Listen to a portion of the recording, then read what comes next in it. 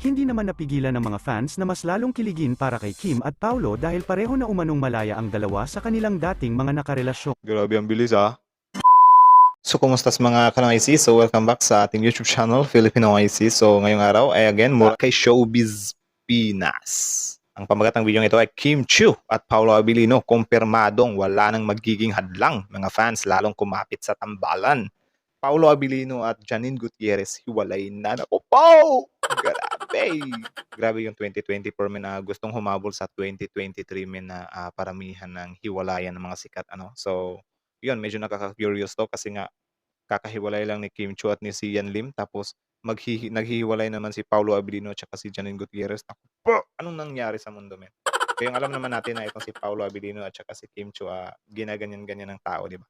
So, yan lang naman gusto nating malaman to. Kaya yun, kung trip yung panoorin ito with me, then yeah, subscribe our YouTube channel, click the notification bell, and leave a like on this video. Again, Showbiz Pinas, supportahan nyo rin yan. Yung original bill link nasa description box below. So, yun, di na ito patatagalin pa. Simulan na natin. Baka maghiwalay pa sila ulit. Maaga pa lang kanina ay talagang naghanda na nga si Kim sa kanyang trabaho.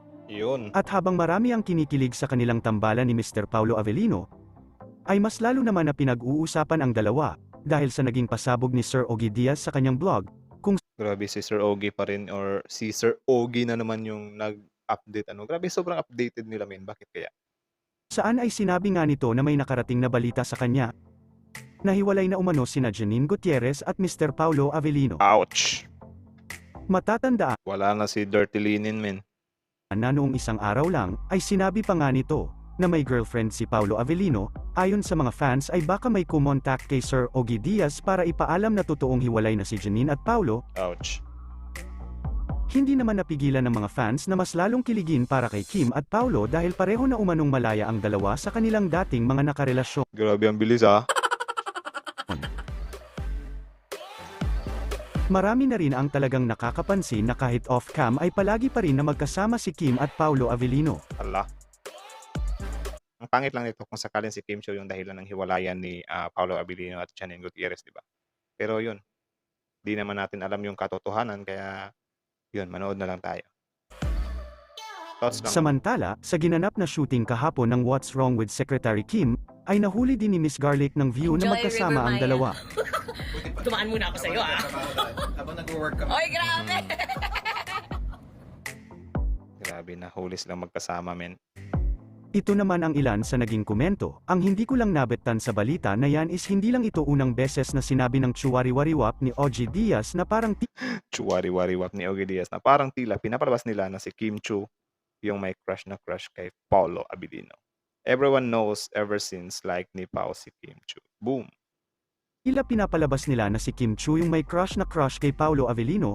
Everyone knows na ever since like ni Pao si Kim Chiu. Naku po. Ang isa lang sa maipapayo ko sa inyo, huwag kayong magpapalin lang, bars.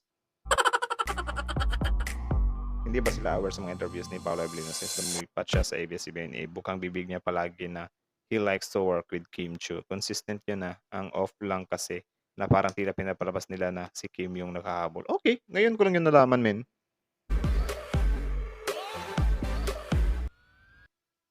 So, yun lang naman.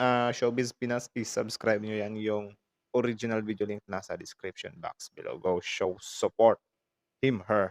Tapos yun, bago nyo iwan yung YouTube channel natin, syempre, huwag nyo na rin kalimutan mag-subscribe sa YouTube channel natin. Noisy or Philippine Noisy. Kalimutan na rin yung channel name. Palit ng palit kasi. So, yun lang naman guys. Kayo, ano masasabi nyo dito? Para sa akin, medyo ano nga siya, no? Kasi, yun nga, kung pareha na silang malaya or wala nang hadlang, pwede naman silang, kung sakali lang naman, wala namang problema na magkagustuhan sila, di ba? Depende na lang sa kanilang dalawa yan. Pero yun, sana wag din nilang badaliin kasi para hindi siya magiging panakipbutas, di ba? Or yun, kailangan talagang merong move on. Or sa bagay, di din naman natin alam kung baka matagal na yang naghiwalay yung mga yan tapos ngayon lang nagka-public, di ba? So yun lang naman. Okay din naman. Bagay din naman si Paolo Abilino at saka si Kim Chiu. Kita nyo naman dun sa scenes nila sa Linlang, di ba? Grabe yun yung chemistry nila dun nung pag-uwi ni Victor, men. Pag-uwi ni Victor galing sa ibang bansa. Anong pangalan ni Kim Chiu dun? Victor, wait lang. Iliana. Iliana. Iliana. Iliana. So, yun. Parang ganun. So, bagay din naman sila. Yun, Lin lang. Kayo, again, so yun lang naman ang masasabi ko dito. Wala akong masabi. Medyo ano lang, nako-curious lang ako kasi nga meron din naman silang chemistry ano. For sure, agree din kayo diyan. Comment down below kung nag-a-agree kayo. So yun lang, kita-kits sa susunod nating video. Subscribe for more reaction video like this. Then yeah, that's it. See you in our next reaction video. Noisy Filipino. Noisy Filipino is out.